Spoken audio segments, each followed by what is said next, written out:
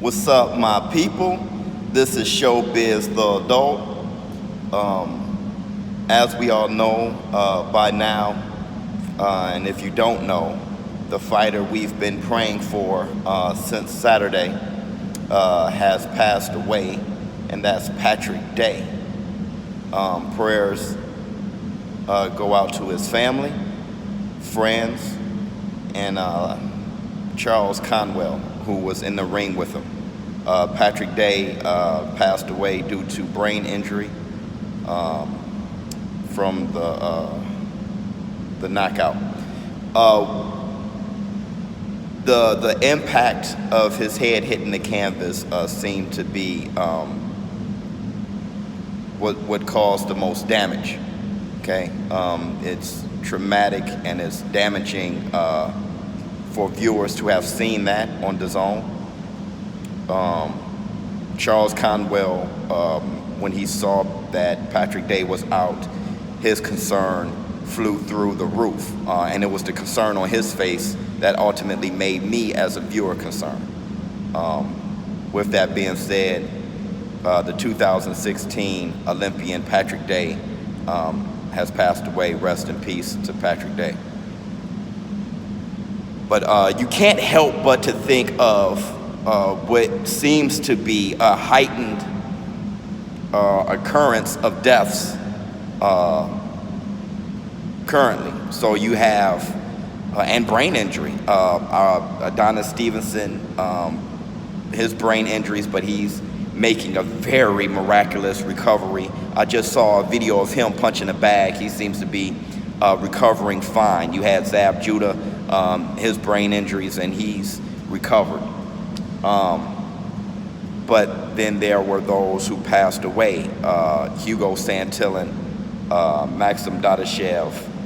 Just last month, you had Boris, what's his name, Stanchov from Bulgaria.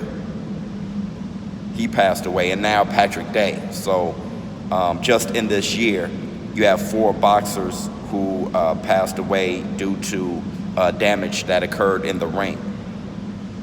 So you can't help but to try to problem solve this. And you know, Steve Willis, he responded a couple months ago.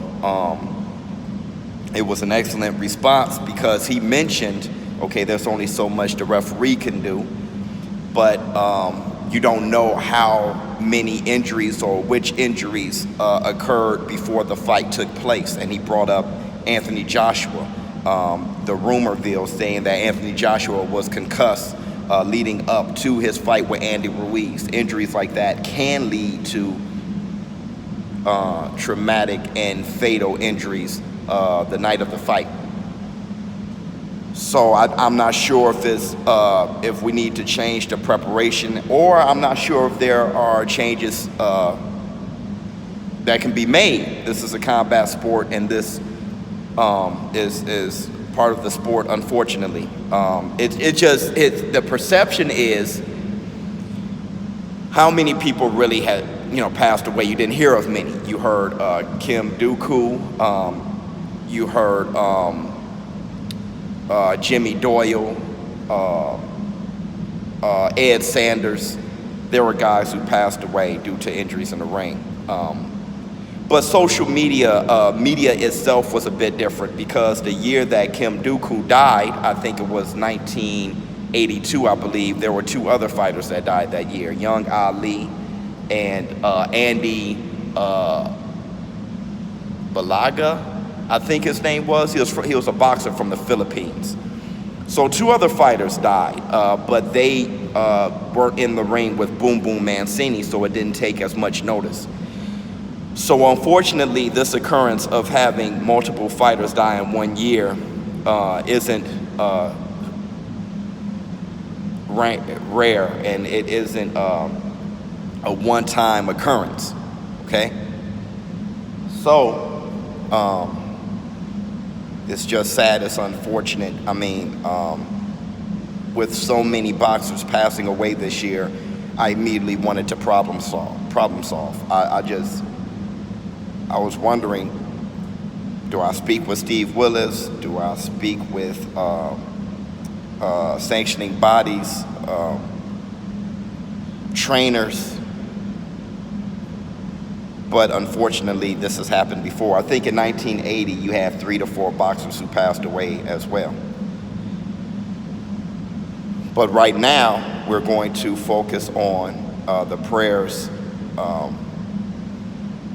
out to the family of Patrick Day and Franz and Charles Conwell.